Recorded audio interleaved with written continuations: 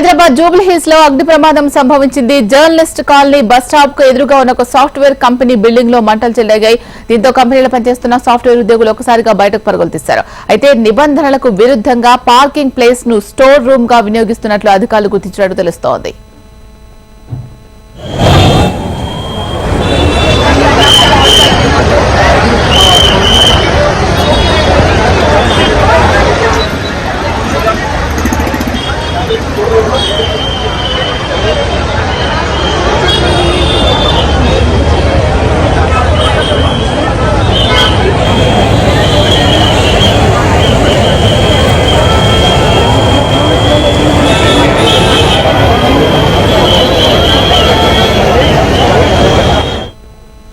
Hyderabad Jubilee hills లో అగ్ని ప్రమాదం సంభవించింది. జర్నలిస్ట్ కాలనీ బస్ స్టాప్ కి ఎదురుగా ఉన్న ఒక సాఫ్ట్వేర్ కంపెనీ బిల్డింగ్ లో మంటలు చెలగాయి. దీంతో కంపెనీలో పనిచేస్తున్న సాఫ్ట్వేర్ ఉద్యోగులు ఒకసారిగా బయటకు పరుగులు తీశారు.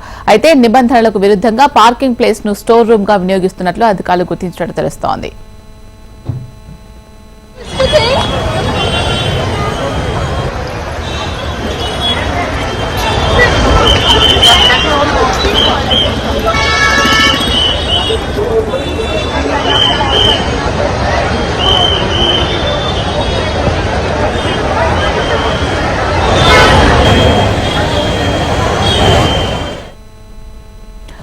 ఇదే అంశంపై మరింత సమాచారం మా ప్రతినిధి గౌతమి అందిస్తారు లైవ్ లో. బంజారా హిల్స్ లోని journalist colony bus stop opposite గా ఉన్న ఒక సాఫ్ట్వేర్ సంస్థలోనైతే ఫైర్ యాక్సిడెంట్ జరగడం జరిగింది.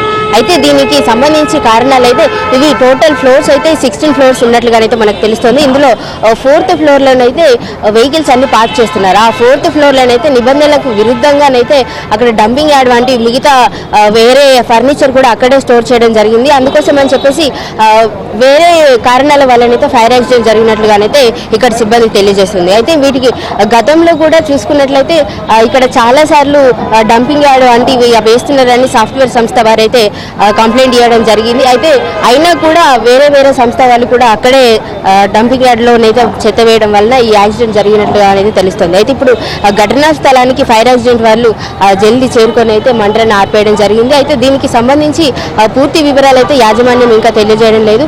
అయితే ప్రస్తుతం మనం చూసుకున్నట్లయితే ఇంకా 16 ఫ్లోర్స్లోనైతే చాలా సంస్థలు అయితే ఉన్నట్లుగానైతే తెలుస్తుంది. దానికి సంబంధించి వేరే సాఫ్ట్వేర్ ఎంప్లాయీస్ కూడా ఇక్కడ ఉన్నందువలన ఈ యాక్సిడెంట్ సమయంలోనైతే వాళ్ళు భయాందోళనకు గురైనట్లుగానైతే తెలుస్తుంది. ఇక్కడ ఘటనా స్థలానికి వెంటనే చేరుకున్న ఇక్కడ ఫిలిం నగర్ పోలీసులు అయితే వెంటనే చర్యలు తీసుకోవడం జరిగింది. అయితే ఇక్కడ చూసుకున్నట్లయితే ఫైర్ యాక్సిడెంట్ వారు కూడా వెంటనే వచ్చి స్పందించడం వల్ల మంటలు ఆర్పేయడం జరిగింది.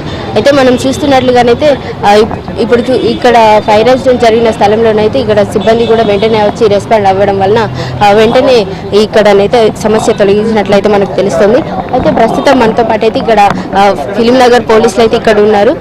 వారితో మాట్లాడి తెలుసుకునే ప్రయత్నం అయితే చేద్దాం. నమస్తే, చెప్పండి ఇక్కడ ఫైర్ యాక్సిడెంట్ ఎలా జరిగింది?